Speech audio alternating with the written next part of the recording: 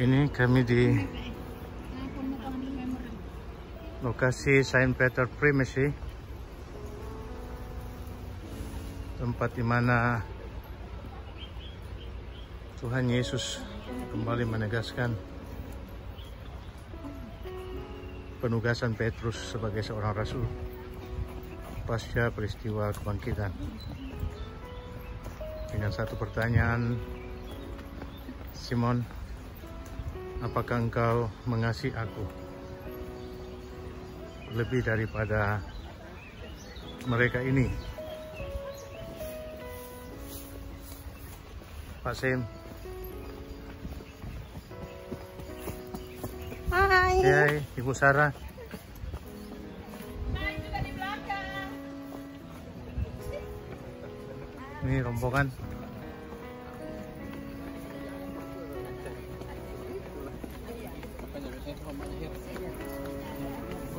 Hai, hai. Hai, Hai, hai. Hai, halo Pak Ben. Halo. Halo. Bukan. Ini apa? Saint Peter Primacy, di mana Yesus bertanya kepada Petrus, apakah engkau mengasihi aku lebih daripada mereka ini pasca peristiwa kebangkitan. Nanti ada meja batu di mana Yesus menyediakan sarapan dan ikan bakar.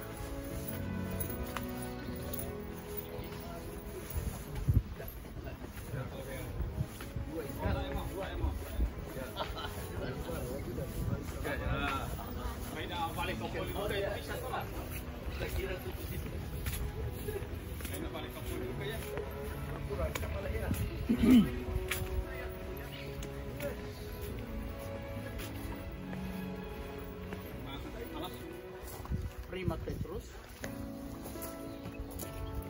Kalau kita mau mengerti apa yang terjadi di sini 2000 tahun yang lalu, informasinya kita boleh dapat hanya dari Injil Yohanes pasal yang ke-21. Maksud saya 3 Injil sinoptik itu Matius, Markus, dan Lukas, gak cerita apapun mengenai situs ini. Itu hanya dari Injil Yohanes pasal yang terakhir, pasal yang ke-20 terakhir. Oke. Kenapa? Karena ya memang begitu, nanti Yesus akan naik ke surga dan kita akan masuk kisah para itu. Jadi Yohanes pasal yang terakhir. Sebelum saya ngomong tentang apa yang terjadi di sini, saya mau kasih latar belakang dulu kalau boleh. Yesus disalibkan, Yesus dimakamkan, dan pada hari yang ketiga Yesus bangkit. Terus Yesus menampakkan diri 3 kali. Baru pertama kali yang ketemu dengan Yesus tapi nggak bisa mengenali wajah Tuhan adalah Maria Magdalena, yang tadi kita sudah sebutkan namanya, dari kampung Magdala, Migdal. Oke, Migdal. Dan bayangkanlah Maria Magdalena yang sangat akrab dengan Yesus gak bisa mengenali wajah Tuhan. Tadi kita ngomong tentang Yesus yang sifatnya dua. Yesus adalah 100% manusia dan 100% Allah. Tapi setelah Yesus bangkit, gak ada manusia lagi.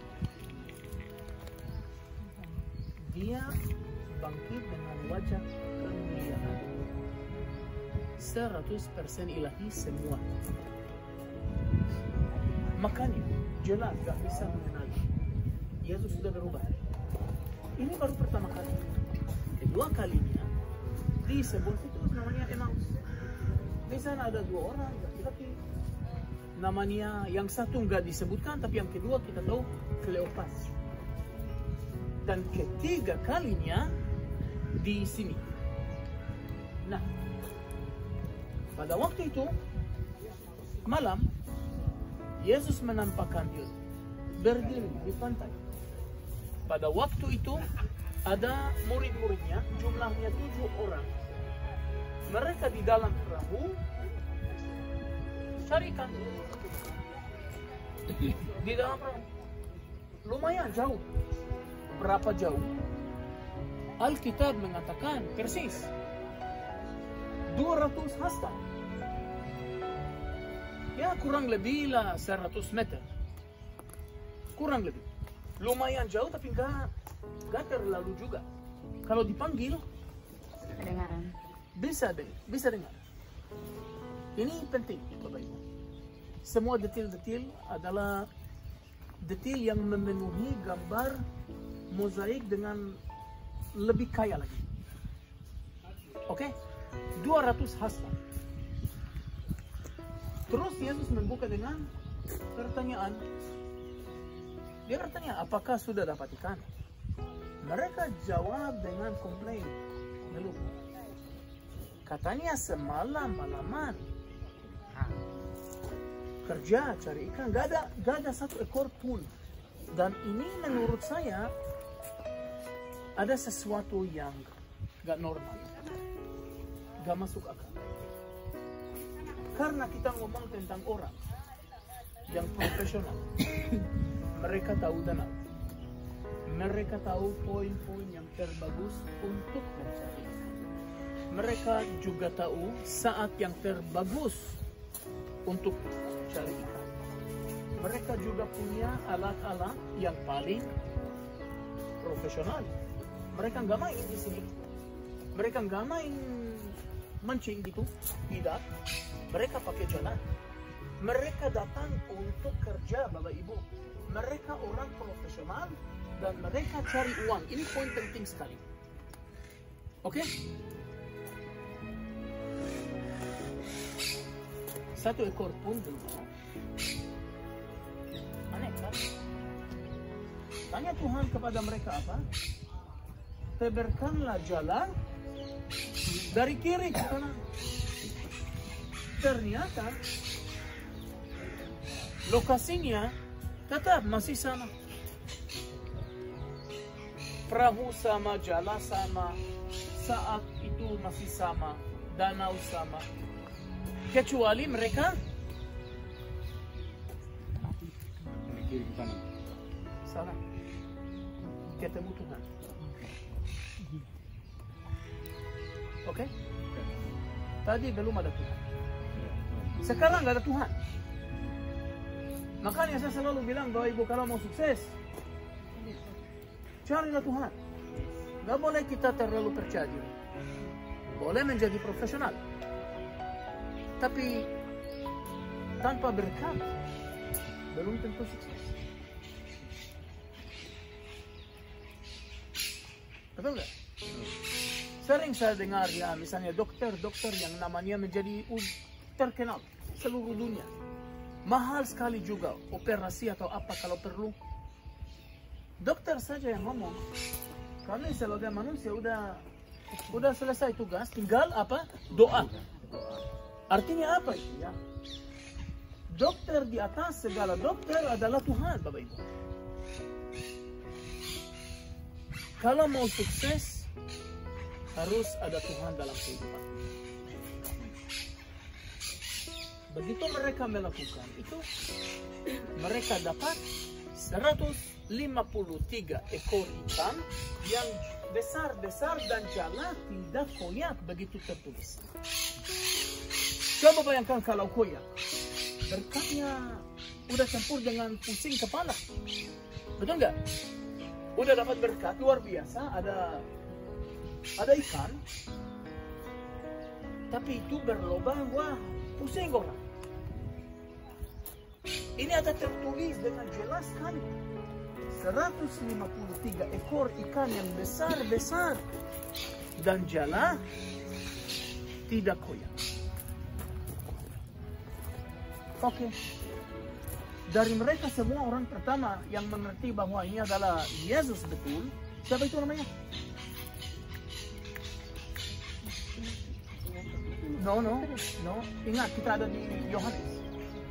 Anak yang disayangi Tuhan. Yohanes 21. Kita di situ. Tapi yang kurang sabar Petrus. Petrus langsung mau pakai bajunya dulu biar sopan. Dia loncat dan meninggalkan semua di belakang. Semua maksud saya apa? Ikan-ikan. Nah, biar kita ngerti Bapak Ibu, ikan itu adalah sumber kehidupan, bisa dimakan, betul nggak? Tapi selebih dari itu, mereka nelayan, mereka kerja. Ikan adalah uang. Pada saat Petrus meninggalkan perahu, loncat, dia udah membuktikan bahwa ikan yang jasmani, uang yang jasmani gak penting udah. Dia mau kembali ke tangan Tuhan. Dan you know what? Ini ya gak ada tertulis di mana-mana. Tapi saya bisa janji ke Anda bahwa pada waktu Petrus kembali ke sini, udah ketemu dengan Yesus, dia pasti malu. Mau taruh muka di mana nggak jelas. Kenapa? Kenapa dia malu? Karena kemarin dia sampai menyangkal sama Yesus bukan 1, 2 kali, 3 kali. Emang sempat udah minta maaf? Belum. Oke, semua kembali dari danau, happy, ada ikan, ada makanan, ada uang, tapi di atas segala sesuatu ada Tuhan. Dan mereka sarapan bersama dengan Yesus. Sarapan di mana? Gereja ini, Bapak Ibu, didirikan di atas batu karang yang berwarna putih. Sisanya keluar. Namanya batu karang ini ada nama Mensa Christi, yang berarti dalam bahasa Latin meja Tuhan. Mensa Christi. Mereka sarapan. Habis mereka makan, Yesus yang bertanya kepada Simon. Dia panggil namanya bukan Petrus lagi, tetapi Simon anak Yohanes. Tetapi saya kenal kamu dari zaman dulu. Nama Petrus pun itu saya yang kasih. Waktu di Kaisaria Filipi, Yesus tanya sama mereka semua, siapa aku? Dan mereka mulai bingung. Ada yang mengatakan Elia atau Yeremia atau nabi-nabi yang lain, kecuali Simon anak Yohanes yang langsung menjawab dengan betul, benar, engkau adalah Mesias, anak dari Allah yang hidup. Katanya Yesus luar biasa. Di atas batu karang ini saya akan mendirikan jemaat. Batu karang Petra. Batu karang aku punya Petrus. Dan di atas batu karang ini saya akan mendirikan jemaatku, gereja. Kalau saya mau mendirikan gereja, harus ada fondasi yang stabil. Ya batu karang. Batu karang stabil. Lumayan sampai kapan? Sampai disangkal 3 kali. Ternyata Petrus pun goyang-goyang. Bukan Yesus, Petrus yang goyang.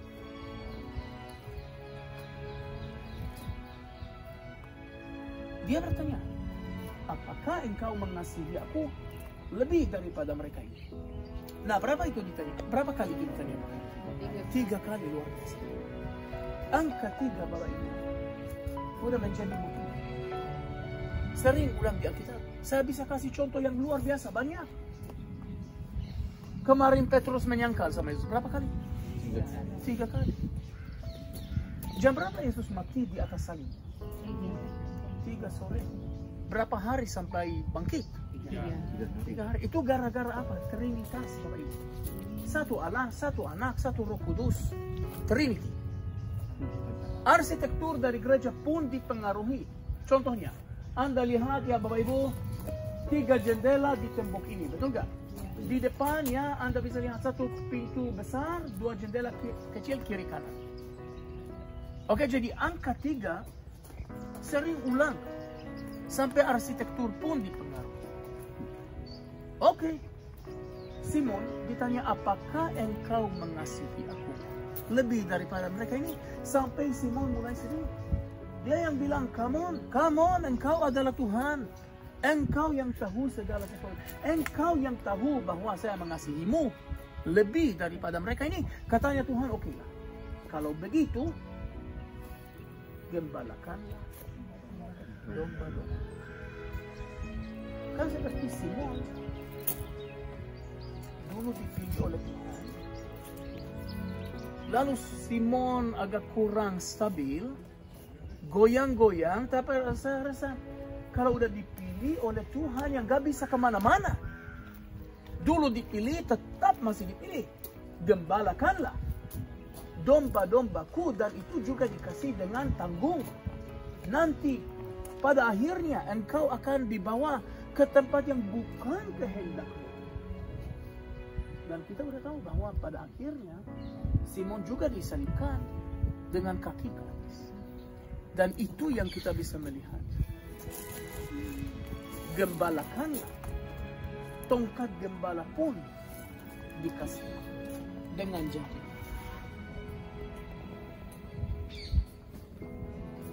Bapak Ibu, sekarang saya mau kasih waktu. Apakah Pak Pendeta ada tambahan? Udah cukup? Bapak Ibu?